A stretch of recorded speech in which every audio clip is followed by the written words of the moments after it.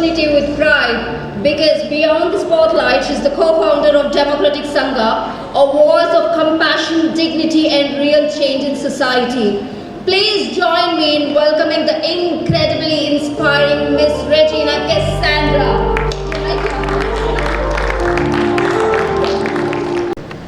Change doesn't always arrive loudly, and change is not easy.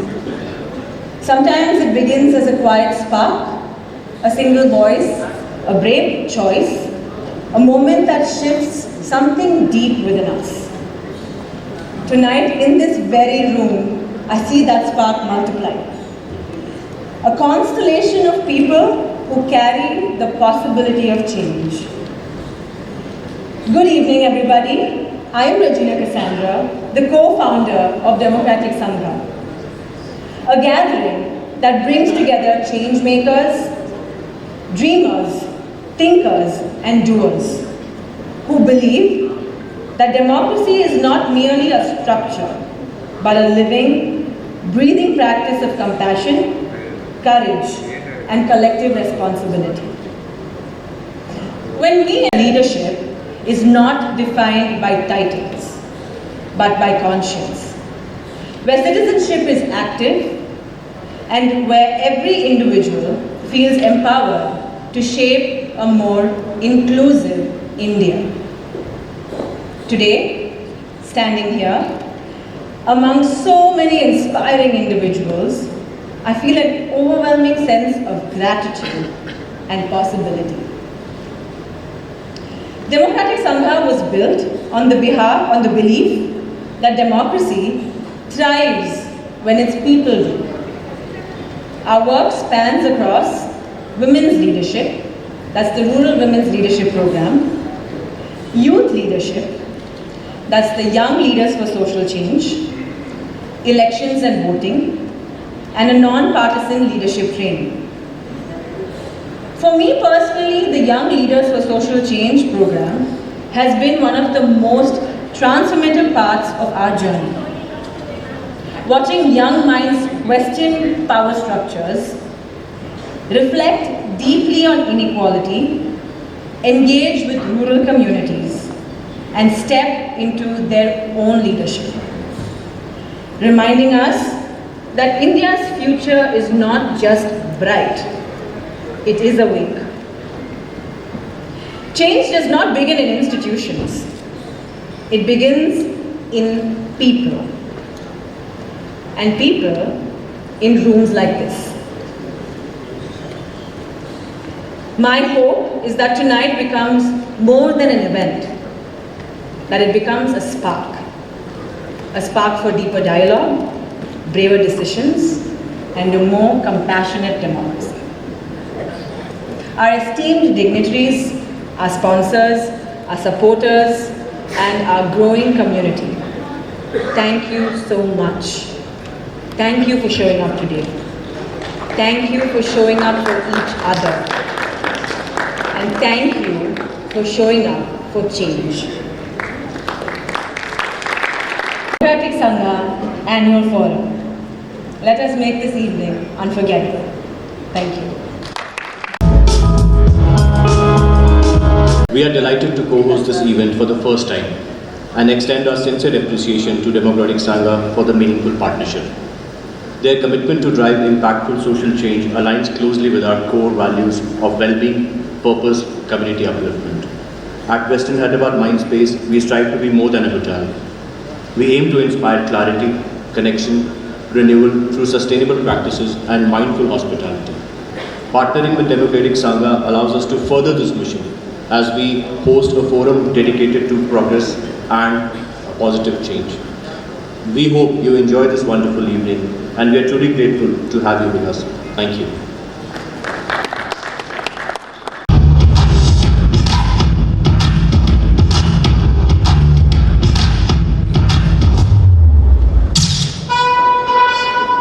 At Race2Win Foundation, our mission is simple yet powerful: to create lasting social impact through animal welfare and community development. Based in Hyderabad, we care for retired racehorses, support injured jockeys, and collaborate with organizations driving meaningful social change. Every initiative we undertake is rooted in compassion, dignity, equality, and opportunity. People. Our flagship program, Adopt a Horse, connects donors with retired racehorses who need long-term support. In association with the Retired Racehorse Welfare Society, under the aegis of the Hyderabad Race Club, we are seeking sponsors for 15 former racehorses. The sponsorship helps provide fodder, bedding, shoeing, grass, and caretaker support. Animal welfare, especially caring for retired racehorses, supporting jockeys and the racing community, transforming Anganwadi centers and early childhood learning spaces, driving thoughtful grassroots community development. His vision blends heritage, humanity, and responsibility in a way that truly inspires. Ladies and gentlemen, please join me in welcoming Mr. Gopi Rao, founder of Race2Win Foundation.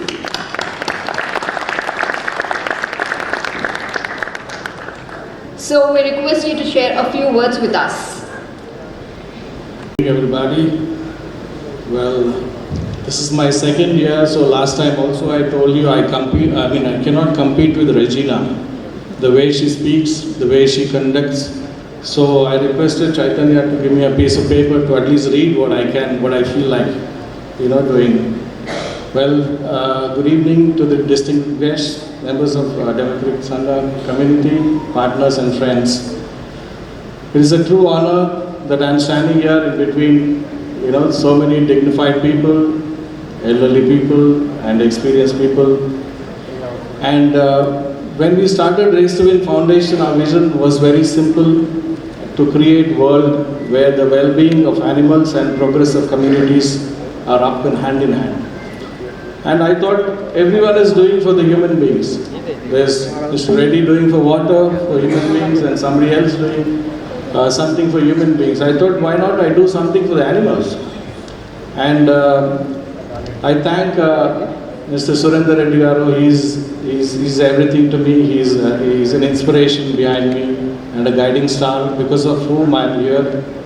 And I thought I should do something for the industry which I've been there from 2 generations, my father, and then since 2 decades I am in this.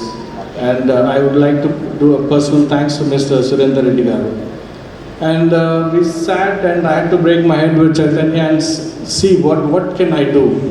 And I was lucky enough to sponsor the same awards last year in Faluknuma, where Renuka ma'am was there, and she actually put the seed in my mind. And she gave me an advice: why don't you do a program on adopting a horse? And I said, there's nothing better than that. So it all started from there. Thank you, ma'am, for giving me all the idea to do something and back to the society as well as the the animals. And on 5th October, on the Derby Day in Hyderabad Race Club, thanks to Mr. Surendra Reddy Garu and Jayesh Ranjan ji, where we announced this program, Adopt a Horse. And today we are rolling out the same program with such a huge platform. And I thought, which other place could it be where I can announce this and bring it forward to you among you all to take this further. Today I am proud to share 15 retired horses are currently under our care for adoption by compassionate individuals, families or corporate sponsors. Each sponsorship directly supports their medical care, nutrition, rehabilitation and long-term well-being. And what else can you do for the animal? It is just like it has been a champion, it has been winning so many races, and suddenly there's nobody to even cheer the animal. So that's why we started this, and for the first time in India, we are in the process of under the guidance of the Hyderabad Race Club, to do a friendly race among the retired horses. So that it is just a small example. A superstar sees the stardom, where and suddenly there's nobody to even clap for him when he's seen around. The same is with the animals.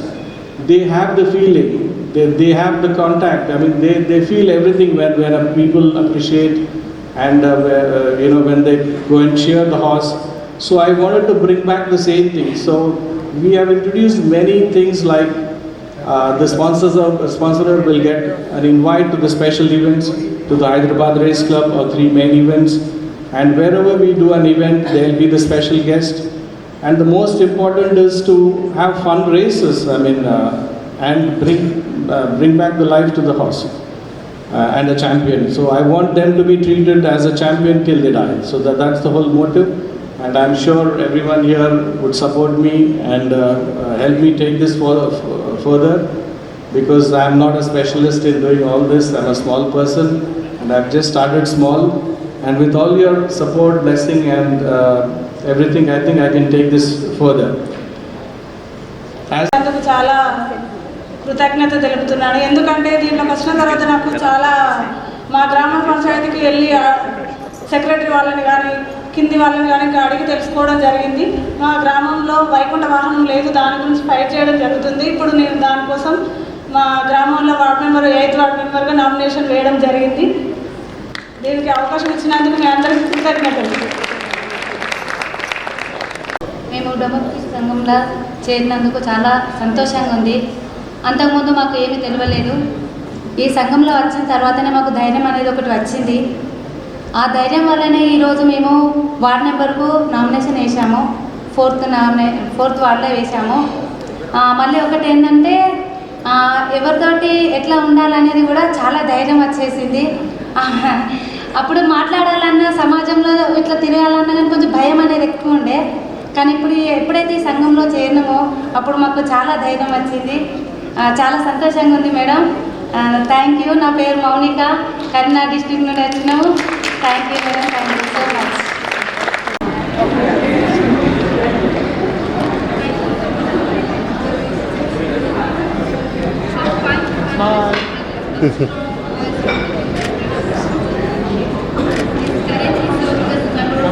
Politics, into decision making, into empowering their own villages and their own lives. And I think that is a tremendous leap. And many people can say, why do women, maybe women like us, why do we need a reservation? I did. I was fortunate that I could contest in elections on a general seat where I contested against men. There were 6-7 men and I was the only woman fighting in that election. But it's not always easy. You need to give that entry point.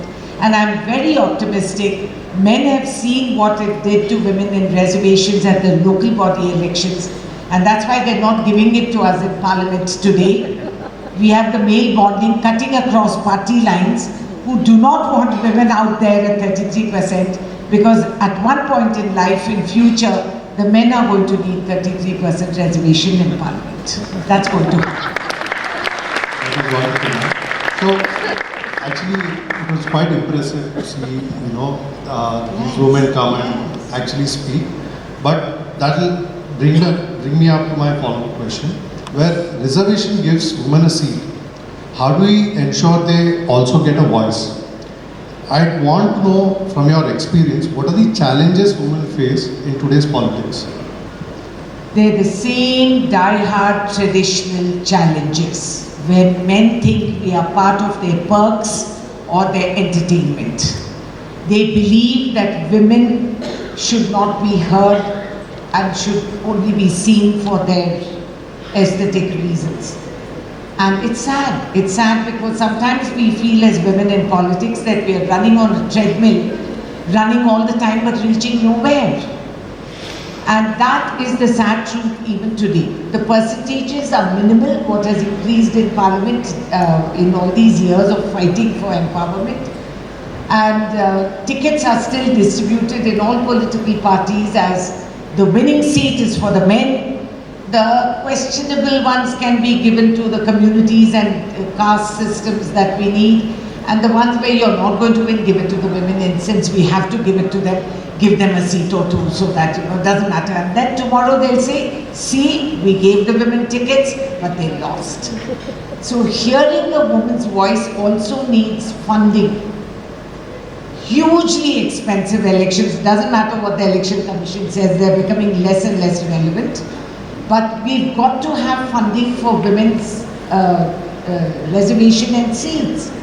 And in order to contest an election, a man will bring some remote nephew or some roadside. I mean, this is 75 years after independence. And in some ways, for the authority to slap you around and to marginalize you.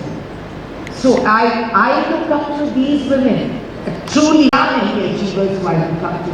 But I think the ordinary Indian woman faces an extraordinary stress in her. I have to do it because I have so many privileges. I'm educated, I have exposure, I have advantages. And if I sit back and say, so these women inspire. If I run a women's thing, I tell the women, you are empowered. Totally agree. Well, like that, what is the incentive for youth to come into public life? That's a big question. Of course, the party leaderships, like every party having a young leadership, definitely would inspire, number one.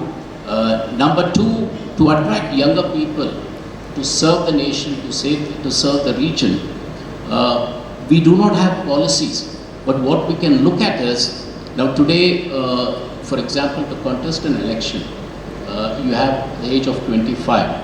But I think we are matured enough, we have evolved over a period of time. Today, a youngster of say 21 or 22, I think is confident enough to contest and enter Lok Sabha or Rajya Sabha. So in my belief, such initiatives, I'm sure would definitely bring in a lot of youth into public life. But having said that, then the question comes, politics, all said and done, is very, very expensive. Money matters come in a big way.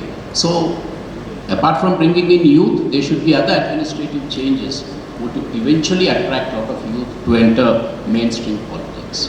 True, sir. What they see in television, the way things are happening in Parliament, probably the perception could be different. But having said that, a politician is definitely a reflective of the society. So when you point a finger at the politician, we should also realize that what we are is what is reflected there.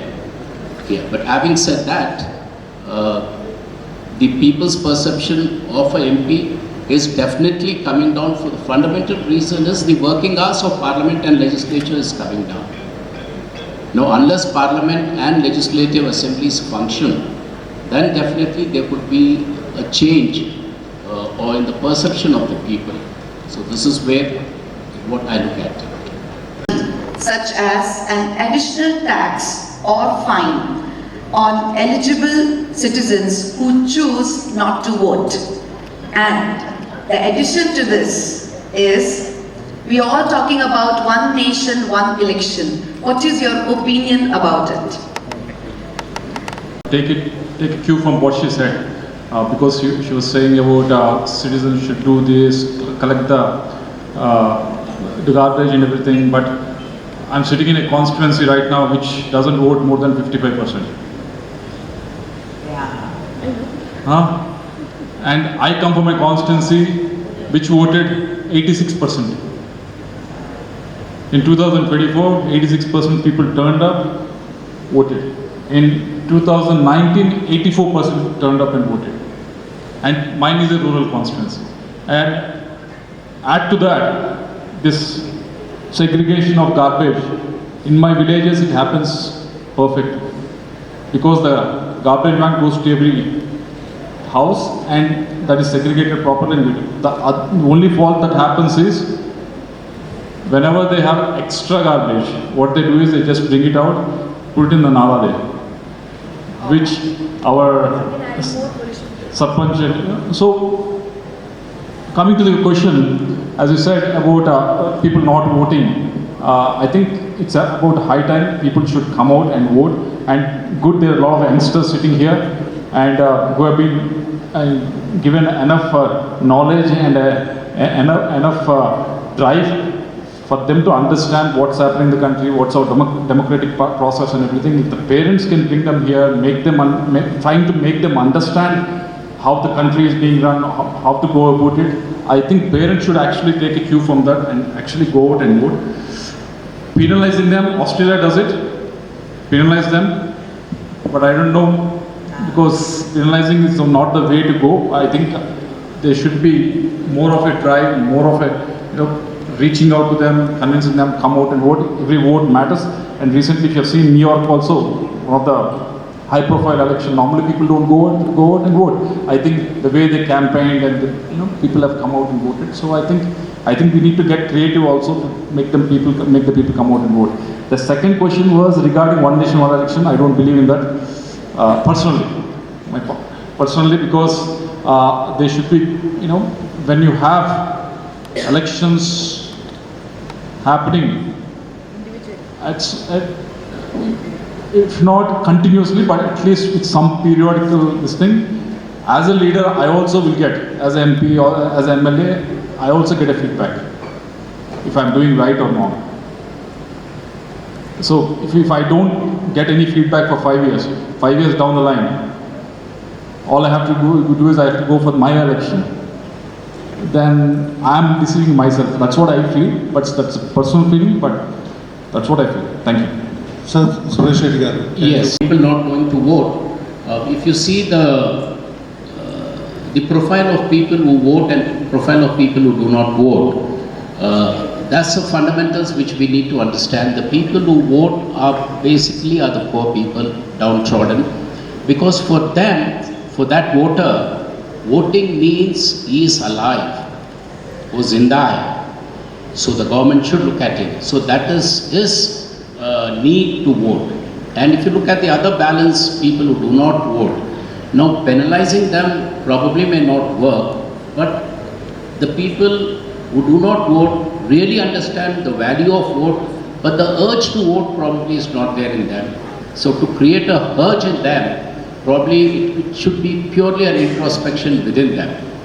Having said this, if you see Churchill's prophecy, what he said then when India became independent, the kind of things he mentioned, but looking back today, when you sit back after 76 years of your Indian independence, you feel so proud that the electoral system was what, in spite of what it is, has eventually delivered to the nation some sort of governance, changed governments, but it has been happening purely through the power of vote. The second question on one nation, one election, I differ from my young friend. I would definitely go for one nation, one election. The reason being, India is so highly politicalized. Politicalized not at the macro level, politicalized at the micro level, at a village level. Too much of politics creates division, and the division kind of continues over a period of time. So, ek chunav ke baad, dusre ke baad, teesra. So, the kind of tension in the village continues, and that doesn't bring in harmony. Second, even for the planners in the government, the political planners, I think once for all, it can be a good initiative. That's my view. And as and when it comes in the Parliament for passage, you can hear some wonderful speeches on that. Thank you, sir. Democracy is dynamic, and you will always look for change, and the citizen has the right to look for change when there are several elections, whether it is at the grassroots level or the top. We've seen supposedly great progressive developed nations and blah happening internationally, which have two parties and have thrown up lunatics, which is impacting the world today. I'm sorry, I'm not naming them, but I am definitely shaming them. So that is not the answer for something like India, where we have multilingual, multi-religious, multicultural approaches to our life, and our concepts of what is required by us, by the people, for the people and of the people, the fundamental principles of a democracy. I don't think anyone has the authority to say, okay, we'll remove all this and we'll have a one nation, one something, because some man who has come into parliament, whether he's literate or not, and bring forged documents and occupy posts that they do, it is quite alarming. Now, as for the other question of why citizens don't vote, yes, it is a deep disappointment that people who think they are patriots, we are nationalists, we are Hindus, we are blah, but we won't go out and vote. What a collective shame that is. And who doesn't go to vote? As Krishna said rightly, the rural folks go out to vote because they feel empowered. They say, if I vote or I don't vote, I can tell my leader where he gets off. But it's the educated, it is the informed who are the disappointment for me in this democracy. That we, the people, who are supposedly educated, it's not just literacy, we are supposed to have evolved. That you think it's a bore to go and stand in the queue to go and cast your vote. It is the most valuable instrument that you have. If you have not voted, then you deserve the government you get. And please don't come and complain afterwards that I am not getting this, I am not getting that. You don't deserve it. You don't want to go out and vote one day for a few hours. You have to vote. If you're a nationalist, if you're a patriot, you must go out and vote. And that is something all of us collectively in this room must take the responsibility. Encourage your domestic staff to go out and vote. They'll vote. You will sit in the AC room and you won't go out to vote. It's really a bitter disappointment, and it's something this time in the Jubilee Hills by-election, okay, we won, but it's not a big deal. We spent a lot of money on that election and 43% or something voted. People in multi-stories, people with Mercedes. This movement represents the heart of Democratic Sangha, gratitude for voices that inspire and inform change.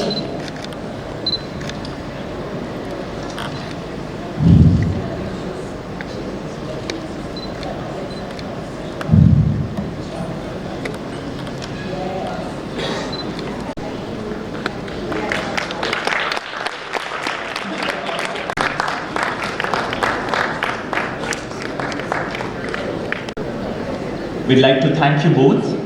Both of them are women entrepreneurs who are doing. Alright, before we move into the final segment,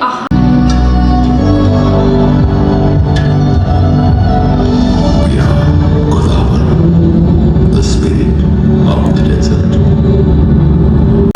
That are modern, meaningful, and focuses on every texture, every detail. Our visualizations to you brings more ideas to life. Absolute realism. A little closer to the logo, guys. Allows you to touch, feel, and visualize your future. And a deep respect for your vision.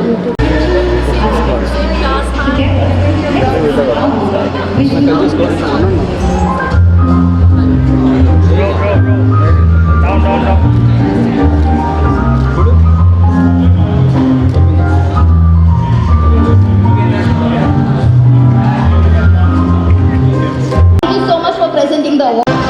Is someone who is inspiring an entire generation to step forward and participate in democracy. Chaitanya Prabhu is the founder of Mark Your Presence, a powerful youth-driven, non-partisan, empowered young voters strengthens the future of this nation. And now I request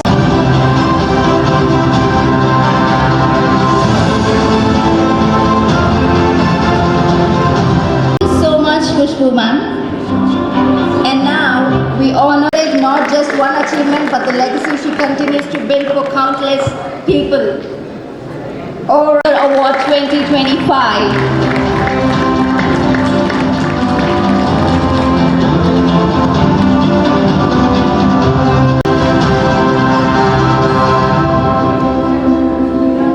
Our next change maker is Dharani Suyo, corporate lawyer, author and a strong social justice advocate. Thank you so much for joining us today, sir.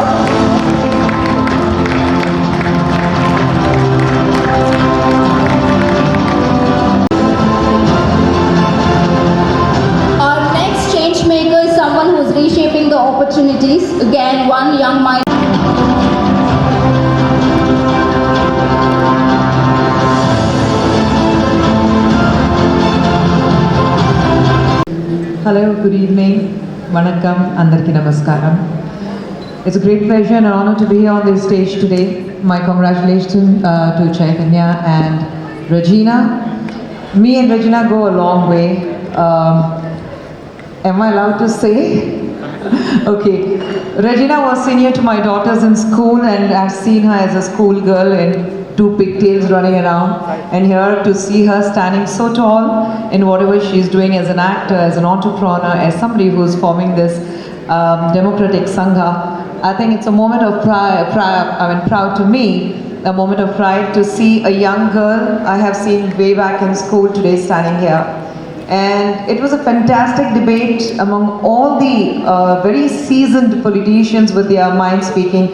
And what the best I liked about is nobody was overlapping each other and there were no blame games. So I think it was fantastic. This is what we call democracy, and when we talk about democratic Sangha, we all have different opinions, but I think we all stand united when it comes to the nation. And I think difference of opinion is extremely important in democracy, and I think that is why we all are here today with different thoughts, different minds, different opinions, different ideas, but then collectively we all come together when it comes to the growth of this nation and the next generation, what we call are the basic founders of how the country should go forward. So thank you, Renika ma'am, as always, a firebrand, learning so much, and thank you to all the others. And I definitely would like to see a lot of youngsters coming forward in politics, because it's always easy to stand out of the ring and blame and dump whatever is inside. But once you get in, you will understand that it's not as easy as you think it is. So I would urge and request, including my 2 girls, because the first time they voted, when we were talking about voting, I was there, but there was so much I wanted to say when my girls came of age where they were ready to vote. And I had to tell them, I said, this is your fundamental right, this is your fundamental duty. So go out and vote. And I think we should start doing to all our children that we teach them so many things. But in the melee of so many things, we're thinking about whether they should be the doctors or they should be engineers or in AI today, or which university they should go to tomorrow. We start as soon as they go to school. I think one thing we forget to teach them is your democratic rights and your fundamental duties as a citizen of this nation and how to take the nation forward. I think that's the first duty we as parents should do, teach our children. That's important. Thank you so much, ma'am. Please. Leadership are paving the way for more equal, open and representative India. Congratulations on your award today. Moving on to the next award, with unwavering empathy pushing the industry towards kinder and more responsible standards. Thank you, ma'am, for joining us today, and she truly deserves wellness, style and empowerment. She's a trailblazer who effortlessly balances her roles as an actor, entrepreneur and fitness advocate, and devoted mother with her timeless charms, impeccable fashion sense and inspiring outlook on life. Shilpa continues to define success on her own terms. Shilpa ji, we would be honored if you could say a few words with us, share a few words. A very, very good evening to everyone present. Renuka ji, I'm so sorry. You'll have to blame Air India. I landed late. I did. Thankfully it wasn't Indigo. But really, really happy to be here. What an amazing night, celebrating amazing people. I really want to congratulate and thank Chaitanya and Regina for inviting me here. Another reason to feel really happy that I actually met my school friend Priya after 30 years. Yeah, incredible. Put her in 2 pigtails in the uniform, she'll look exactly the same. Nothing's changed. But it's really amazing. I saw the ones that received the Changemaker Awards, and they say that if you want to see change, be the change. And it's really wonderful, Chaitanya and Regina, that you've actually acknowledged and appreciated the work that they've put in. And it also gives me immense hope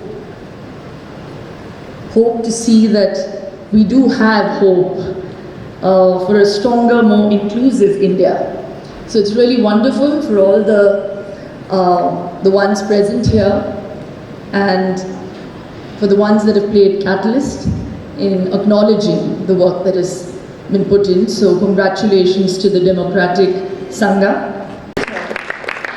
Eddie's spirituality together in the most beautiful way. His contribution to global wellness and mindful living continues to inspire millions.